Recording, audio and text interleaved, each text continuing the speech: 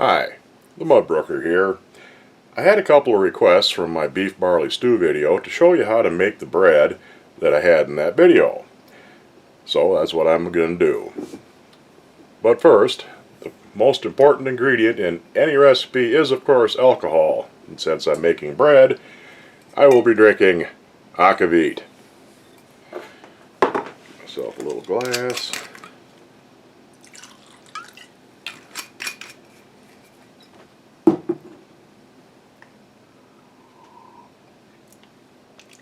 Good.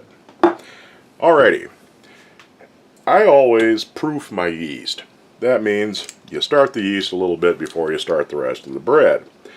So what we need here is, in order to get ourselves started, is 2 teaspoons of yeast. I'm using instant yeast. Put that in your mixer bowl. 2 teaspoons of yeast, 2 tablespoons of sugar,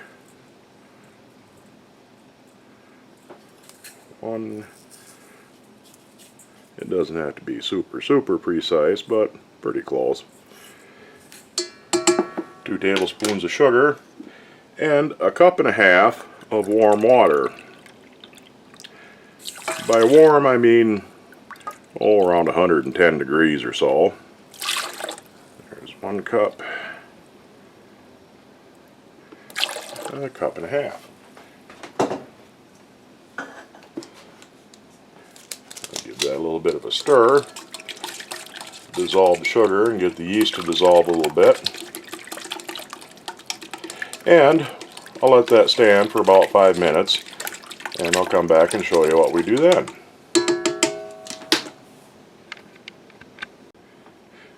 Okay, the yeast has been working for about 5 minutes, and as you can see, it's nice and foamy and bubbly, and you can tell it's alive.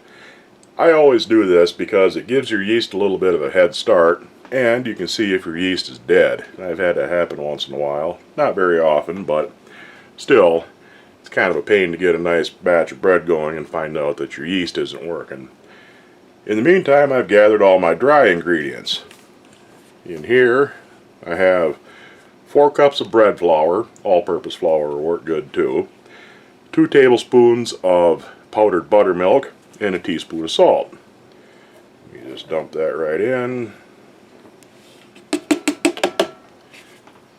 I have a little bit of extra flour too in case I need it if it's a little too soft. Dump that in. Add 2 tablespoons of softened room temperature butter.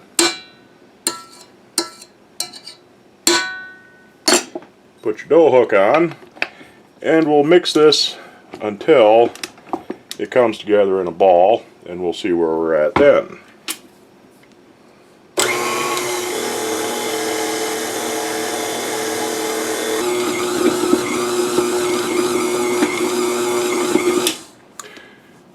Okay, that ran for about 1.5 to 2 minutes. It's come together into a nice ball, and I want to check and see if it's too wet or too dry. An easy way to tell is, first of all, I don't know if you can see past that, is how easy it pulls off the dough hook. If it comes off the hook clean, you're pretty good. Also, you can see the inside of the bowl. There's just a little bit of stuff there, but it's pretty much cleaned right out. And it feels pretty good. It takes a little bit of practice to be able to tell if your dough is too wet or too dry, but this feels about right. So I'll put this back in and let this knead for about 5-6 minutes.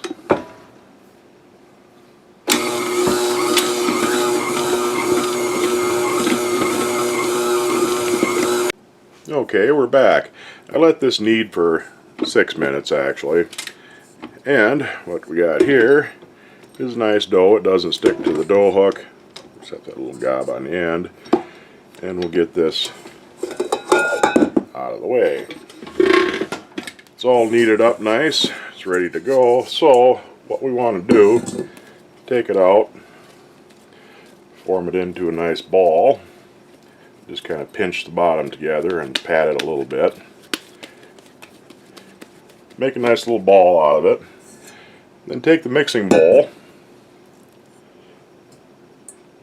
put a little bit of butter or oil, whatever works best for you, and get it in there and smear that around and grease or oil the inside of your mixing bowl.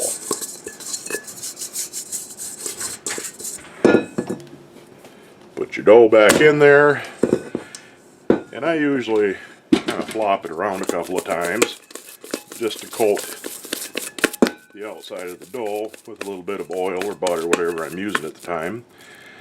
Let her sit in the bottom, cover it with a piece of plastic, and we're going to let this rise for about 45 minutes until it doubles in size, and I'll be back then. Alright, it's been 45 minutes. This is more than doubled in size, risen real nicely. And at this point you have a choice. You can put this in a bread pan or make a regular loaf of bread out of it, or you can do like I'm going to and bake it on a pizza stone and make a nice round loaf. You can also cut your dough into little pieces, roll them into balls and make hamburger buns on a pizza stone, or roll them out into long shapes and make hot dog or hoagie type rolls with it. But you take your pizza stone and you give it a good sprinkling of cornmeal. That'll keep the dough from sticking. Get your dough back, punch it down, and we get her out and just form it into a nice ball. I don't usually knead my bread dough. That's what I got my mixer for. Paid good money for it, so I might just as well use it for that. Kind of pinch your bottom together good.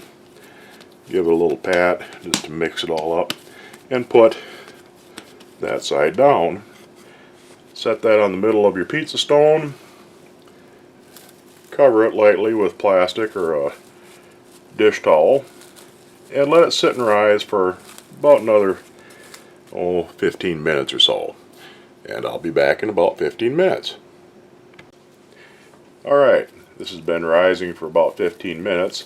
And it hasn't quite doubled in size. You don't need it to because it's going to raise quite a bit once you put it in the oven. What we do now is take a very sharp little knife and cut 3 slits. That one's a little too deep. In the top of the loaf, and we put it in the oven.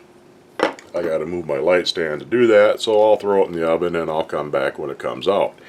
This will take about 45 minutes or so to bake. Alright, I just pulled that out of the oven, and doesn't that look nice? What we do now, take a stick of butter and give it a nice rub all over the bread.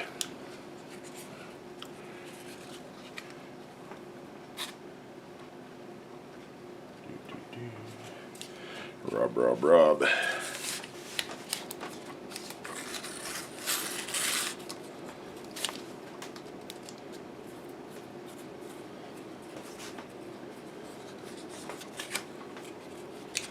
Get her down in the cracks there. Oops, set that aside. And since this didn't stick, I will put it right on my rack. Now sometimes it will stick a little bit, so what you do in that case is leave it sitting on the pizza stone for about 10 minutes. It'll usually shrink a little bit and pull itself loose, but if it doesn't, just take a big spatula and pop it loose. Now it's got to cool for a bit. I like my bread still warm, but it's still a little bit too hot yet. So I'll be back in a little while and show you the very end of this video.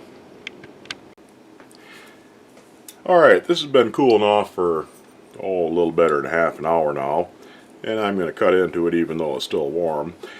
The big advantage of a round loaf like this is that if you're a fan of the heel piece, you can get 4 of them off of one loaf. Oh yeah, it looks really nice. It's a nice dense bread. Nice heavy crumb to it. A little butter. And this time I think put a little honey on there. Yeah, that's it. A little butter and honey on some nice fresh warm bread. Now, you don't even have to make this from scratch if you don't want to. You can use frozen bread dough, roll it into a ball and put it on a pizza stone. But fresh bread is so easy to make from scratch, there's really no reason why you shouldn't have to. Give it a try at least once, and go ahead and make yourself some bread.